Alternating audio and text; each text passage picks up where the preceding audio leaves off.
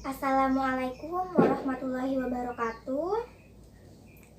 Bagaimana kabarnya hari ini anak-anak? Semoga kita semua dalam keadaan sehat walafiat. Hari ini kita akan belajar tentang virus. Ada yang tahu apa itu virus? Nah, sebelum mengetahui ciri-ciri virus, kita harus tahu dulu bagaimana sejarah penemuan virus. Nah, jadi sejarah penemuan virus ini telah melibatkan banyak ilmuwan di bidangnya. Nah, kita bahas 4 saja. Yang pertama ada Adolf Meyer. Nah, jadi Adolf Meyer ini merupakan seorang mikrobiologi dari Jerman. Pada tahun 1883, beliau melakukan penyelidikan terhadap daun tembakau yang terjangkit penyakit, di mana penyakit ini menyebabkan daun tersebut berbintik-bintik kuning. Kemudian Adolf Meyer ini menyimpulkan bahwa penyebabnya adalah organisme yang berukuran sangat kecil. Nah, organisme tersebut lebih kecil dari bakteri. Nah, kemudian ilmuwan yang kedua ada Dmitri Ivanovsky. Nah, jadi Dmitri Ivanovsky ini seorang ahli botani dari Rusia. Pada tahun 1893, beliau melakukan penyelidikan yang sama dengan cara menyaring getah ekstrak daun tembakau tersebut yang terjangkit penyakit menggunakan saringan bakteri. Nah, kemudian hasil dari saringan tersebut disemprotkan ke tanaman tembakau yang sehat. Nah, kira-kira apa yang terjadi? Nah, kemudian jadi tanaman yang sehat tersebut terjangkit penyakit juga. Nah, akhirnya Dmitri Ivanovsky ini menyimpulkan bahwa penyebab penyakit tersebut merupakan bakteri, namun ukurannya lebih kecil dari bakteri biasanya dan menghasilkan racun. Nah, kemudian ilmuwan yang ketiga yaitu Martinus Beijering. Martinus Beijering ini seorang mikrobiologi dari Belanda. Pada tahun 1897, beliau berhasil menemukan agen infeksi penyebab penyakit tersebut. Nah, jadi agen penyebab penyakit tersebut merupakan organisme yang mampu bereproduksi, sehingga kemampuannya dalam menginfeksi tanaman itu tidak berkurang meskipun telah ditransfer antar tanaman. Nah, jadi Martinus Beijering ini menyimpulkan bahwa patogen penyebab penyakit tersebut bukanlah bakteri, melainkan apa? Melainkan kontagium cairan penyebab penyakit. Kemudian yang keempat ada Wendell Stanley.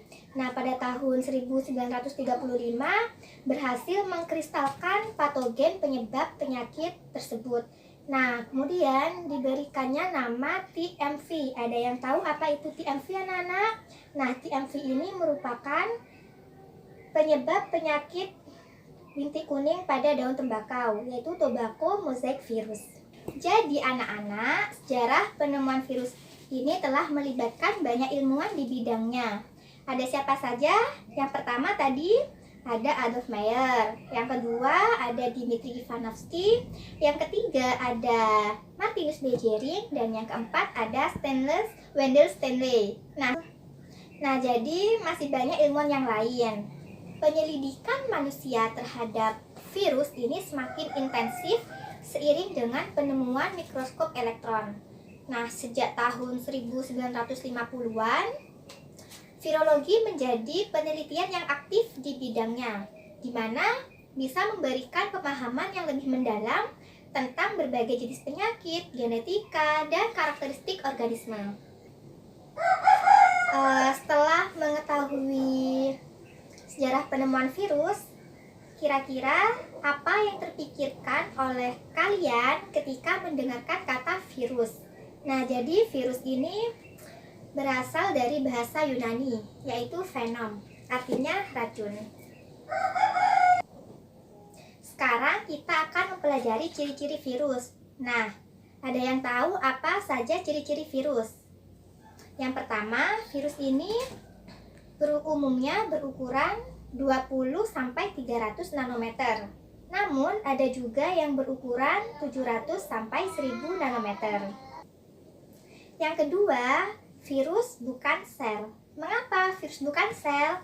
Karena virus ini tidak memiliki protoplasma, sitoplasma, dinding sel, dan nukleus. Yang ketiga, virus dapat digolongkan sebagai benda mati karena virus ini bisa dikristalkan. Nah, selain itu virus juga bisa digolongkan sebagai makhluk hidup. Ada yang tahu mengapa virus bisa digolongkan sebagai makhluk hidup? Nah, karena virus ini bisa melakukan metabolisme, reproduksi, dan juga memiliki asam nukleat. Ciri-ciri yang selanjutnya yaitu virus ini hanya bisa berkembang biak di dalam sel atau jaringan yang hidup. Apabila virus ini berada di luar sel, virus ini hanya berupa senyawa kimia biasa. Virus juga merupakan organisme supranik karena hanya bisa diamati menggunakan mikroskop elektron. Sekarang kita mempelajari tentang struktur tubuh virus. Jadi, struktur tubuh virus ini tersusun sangat sederhana, terdiri dari asam nukleat dan selubung protein atau kapsid. Nah, yang pertama asam nukleat. Jadi, asam nukleat ini merupakan pembawa informasi genetik.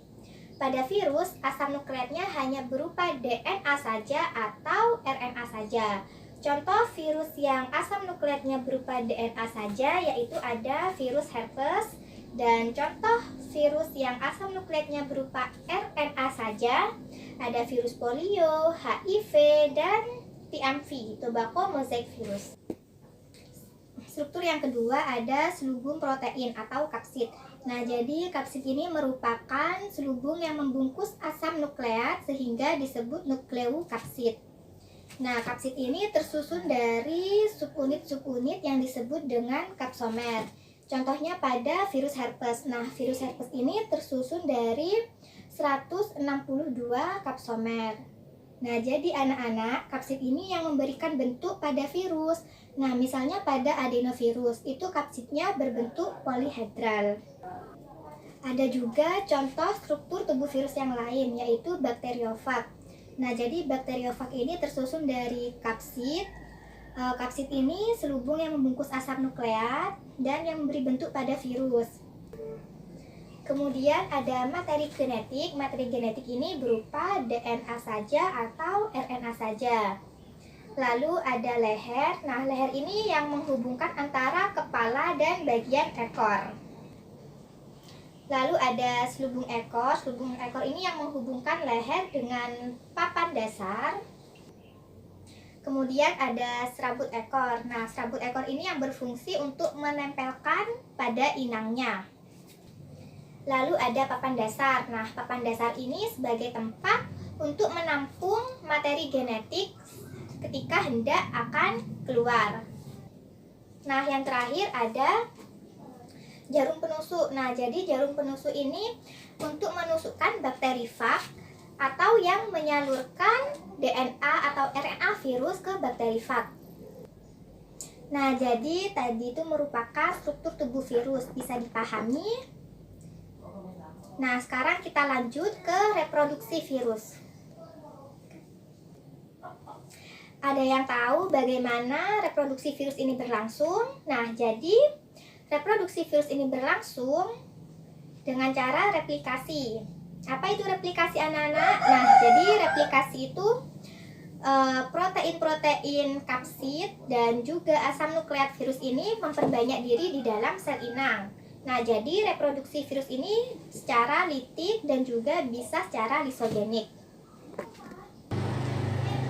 Yang pertama, reproduksi virus secara litik.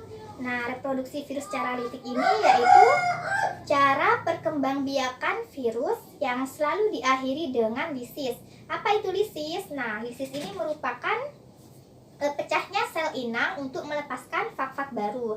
Jadi virus yang menyebabkan lisis ini disebut dengan virulen. Contohnya bakteriofag T4 yang menginfeksi E. coli. Langkah-langkah perkembangbiakan virus secara litik ada 5 tahap. Yang pertama, adsorpsi atau fase penempelan.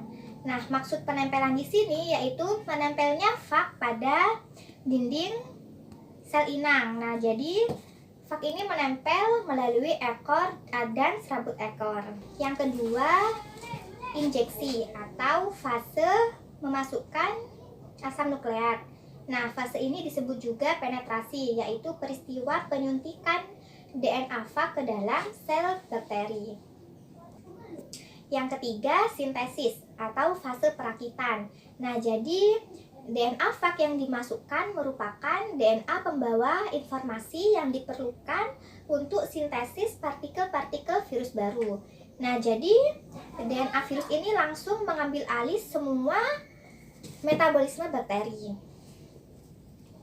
Nah, yang keempat itu ada fase perakitan. Nah, pada fase perakitan ini terjadi perakitan DNA fag dengan protein-protein selubung sehingga dihasilkan fag yang lengkap. Yang terakhir yaitu langkah yang kelima, yaitu lisis, fase pemecahan sel inang. Nah, pada fase ini fag-fag yang sudah lengkap itu dirakit kemudian dilepaskan keluar. Nah, pada fase ini biasanya menghasilkan 200 fag-fag baru yang siap menginfeksi bakteri lagi dan menghasilkan daur litik. Nah, sekarang reproduksi virus secara lisogenik. Jadi, reproduksi virus secara lisogenik ini tidak menyebabkan lisis pada sel inang. Nah, virus yang tidak menyebabkan lisis pada sel inang disebut dengan profag. Jadi, perkembangbiakan virus secara lisogenik ini hampir sama dengan litik, di mana awalnya virus melekat pada sel inang, kemudian akan menyuntikkan DNA-nya ke dalam sel inang. Nah, kemudian terjadi penggabungan di mana asam nukleat virus itu menyatu dengan materi genetik sel inang. Nah, akibatnya ketika kromosom sel inang berkembang atau bereproduksi, nah, jadi asam nukleatnya virus itu juga ikut terbawa ke dalam proses tersebut. Ketika sel inang bertumbuh dan berkembang membentuk sel baru, maka asam nukleat virus ikut terwariskan ke generasi sel inang tersebut. Nah, akibatnya generasi sel inang ini mengandung salinan asam nukleat dari virus. Ketika dalam keadaan tidak nyaman, maka profag yang ada di dalam sel inang itu akan merusak dinding sel inang dan melakukan siklus litik. Nah, jadi cara reproduksi virus ada dua, ada secara litik dan secara lisogenik.